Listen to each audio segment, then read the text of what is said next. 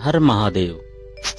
प्रिय बंधुओं, जब भी हम किसी तीर्थ पर या किसी स्थान पर जाते हैं तो अक्सर क्या देखते हैं कि वहां पर मेला लगा होता है और मेले में हमारे को एक ऐसी चीज हमारे सामने आती है जिसको देख करके हम ज्यादा प्रभावित हो जाते हैं। वह चीज है रुद्राक्ष। अब रुद्राक्ष हमारे के सामने वैसे तो 21 प्रकार के रुद्राक्ष हमारे को बताए गए हैं, लेकिन उसमें से 14 रुद्राक्ष 14 मुखी तक के जो रुद्राक्ष होते हैं वो विशेष होते हैं। अब हमारे मन में एक सवाल आता है कि हम इस 14 मुखी रुद्राक्षों को भला कैसे पहचानें, इनकी असली और नकली की पहचान कैसे करें। वैसे तो हर जगह रुद्राक्ष मिल जाएंगे, लेकिन हमें कैसे तसल्ली हो कि हम जो रुद्राक्ष ले रहे हैं वो असली है या नकली है। तो इसके पीछे का एक हमें पहचान के लिए कुछ एक्सपेरिमेंट करके हमें देखना होता है। तो आज इसी रुद्राक्ष के बारे में हम बात करेंगे।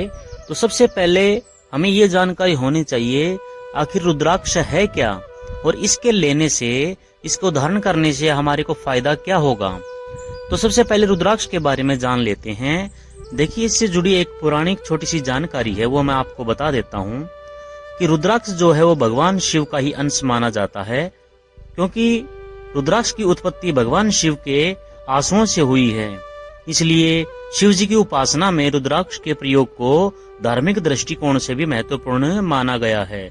यह मान्यता भी है कि रुद्राक्ष धारण करने वाले व्यक्ति से देवादिदेव महादेव सर्वाधिक प्रसन्न रहते हैं। तो आइए अब छोटी सी जानकारी के माध्यम से मैं आपको बताता हूँ कि रुद्राक्ष क्या है, इसका जन्म कहाँ से हुआ, इसकी उत्पत्ति कहाँ से हुई, इसी के बारे में अब बात कर लेते हैं। वनदतियों के अनुसार त्रिपुरासुर नामक दैत्य को अपनी शक्ति का बहुत घमंड हो गया था।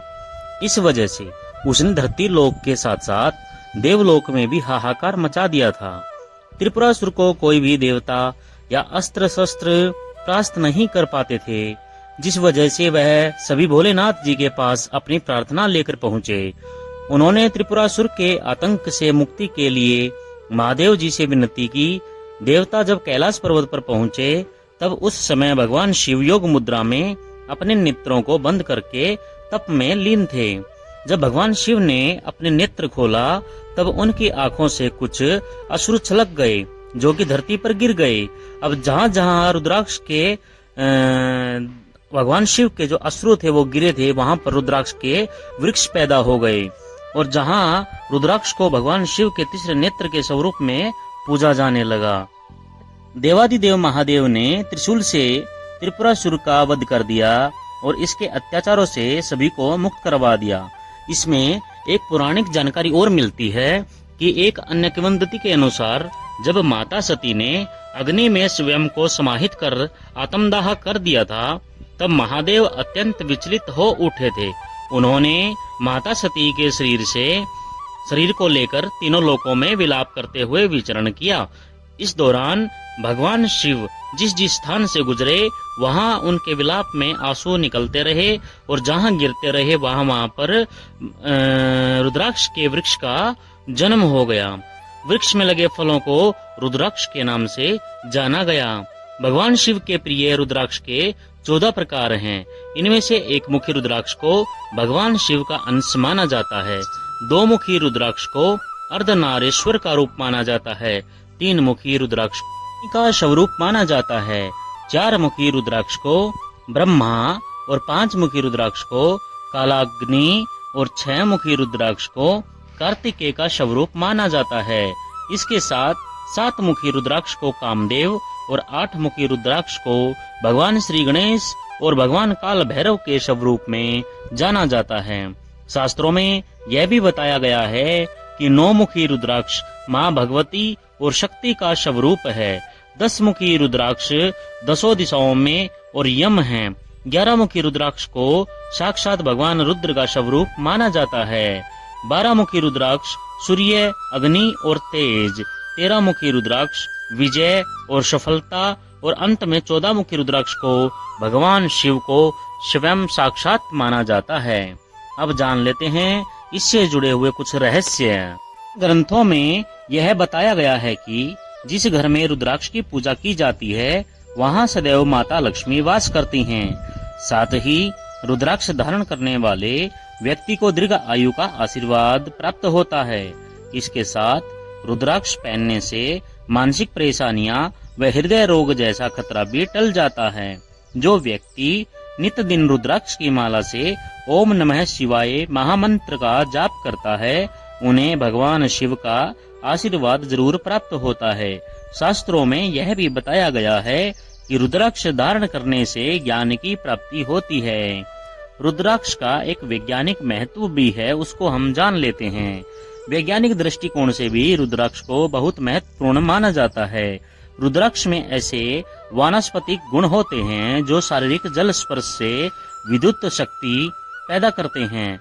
मंत्रों का जाप करते समय अंगुलियों में रुद्राक्ष शरीर के अंदर रोग से लड़ने की शक्ति जागृत होती है, जिससे आक्रामक रोगों से मुक्ति प्राप्त करने में सहायता मिलती है।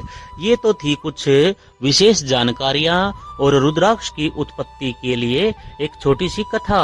अब जान लेते हैं कि हमारे मन में जो शंका उत्पन्न होती है कि हम अगर रुद्राक्ष ले रहे हैं तो असली कौन सा है तो नकली कौन सा है। देखिए, कुछ भ्रमित जो लोग कर रहे हैं आजकल समाज में, कुछ तथ्य आपके सामने YouTube या सोशल मीडिया के माध्यम से भी आपको दिखाया जाता है कि सबसे पहले वाटर के द्वारा इसकी जानकारी लेते हैं, जल के द्वारा, कि जल में इसको डुबोने से अगर ये डूब जाता है तो वह असली होता है, और अगर ये तैरने लग जाता है तो ये नकली होता है। एक और आपको विशेष इसमें एक्सपेरिमेंट करके आपको दिखाते हैं। इसमें 2 सिक्के लिए होते हैं। एक सिक्के के ऊपर रुद्राक्ष को रखा जाता है, तो दूसरे रुद्राक्ष के ऊपर उस दूसरे सिक्के को रख के उसको बार बार घुमाया जाता है। देखिए, इससे सिद्ध नहीं होता कि यह असली है या नकली है। एक और आपको देखने को मिलता है कि कपूर के माध्यम से भी एक्सपेरिमेंट करके देखते हैं कि रुद्राक्ष असली होगा या नकली होगा, लेकिन इन चीजों से हमें ज्ञात नहीं होता कि यह असली है या नकली है। देखिए, एक बात का हमें ध्यान रखना जरूरी है। जब ये रुद्राक्ष का पौधा होता है तो दरअसल क्या होता है कि कच्चा फल इसको उतारा जाता है। जब कच्चा फल उतारा जाता है तो स्वाभाविक बात है, लकड़ी का एक इसको प्रकार माना गया है वृक्ष को, तो जब वृक्ष के ऊपर से इस कच्चे फल को उतारेंगे तो स्वाभाविक बात उसमें वजन होगा, और वजन होगा तो वो डूबेगा। अगर वही लकड़ी सूख जाती है तो सूखने के बाद जब वह फल उसी जल में तैरने लग जाता है, तो इन सभी से हम ज्ञात नहीं कर सकते कि यह रुद्राक्ष असली है या नकली है। देखिए, एक बात आप ध्यान रखें कि रुद्राक्ष तो रुद्राक्ष होता है, वह नकली नहीं हो सकता, क्योंकि हमारे शास्त्रों के माध्यम से भी हमें यह पता लगा है कि भगवान के असुरों के द्वारा इस रुद्राक्ष की उत्पत्ति हुई है।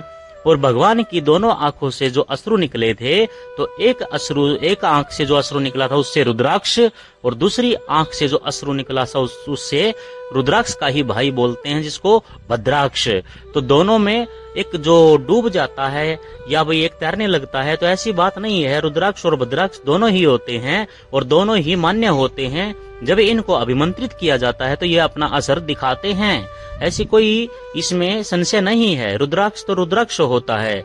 अब इसको सही पहचान कैसे करें? देखिए, कुछ माध्यम दिए गए हैं जिसमें हमारे पूज्य शिव पुराण के मशहूर कथावाचक श्री प्रदीप मिश्रा जी भी बताते हैं, और अन्य कथावाचक भी हमारे को इस चीज के बारे में बताते हैं। तो उन्होंने भी एक इसको असली की पहचान के लिए कुछ हमारे को तथ्य दिए हैं, वही हम आप तक पहुंचा रहे हैं।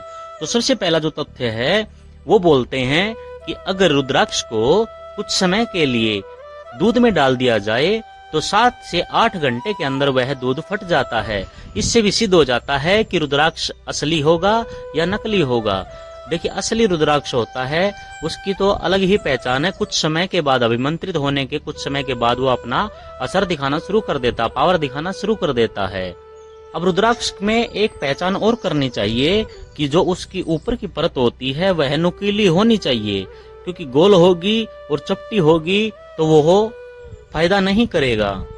रुद्राक्ष के बारे में खंडित ना हो, कीड़े के द्वारा खराब किया ना हो, उसमें कोई दरार वगैरह भी ना हो, ये चीजें भी आप इसमें विशेष देखेंगे। आगे चलते हैं। एक रुद्राक्ष का एक महत्व भी बताया गया है और एक आपको पहचान हम बताते हैं जिसको हमने कई बार सुना है। एक हथेली के ऊपर जब हम रुद्राक्ष को रखेंगे और दूसरी हथेली से उसको दबाएंगे, दबाने के बाद जब हम रुद्राक्ष को हटाते हैं तो उस जगह पर ओम का निशान आपको मिलेगा। ये असली रुद्राक्ष की पहचान है। उसमें ओम की आकृति आपको बनी दिखाई देगी। तो कुछ ये तथ्य थे, कुछ ये पहचान के लिए आपको हमने जुटाए थे, ये सब आपके सामने हमने प्रस्तुत किए। तो आप भी रुद्राक्ष की पहचान कर सकते हैं और अभिमंत्रित करवा करके इसको धारण कर सकते हैं। हर हर महादेव, जय भोलेनाथ।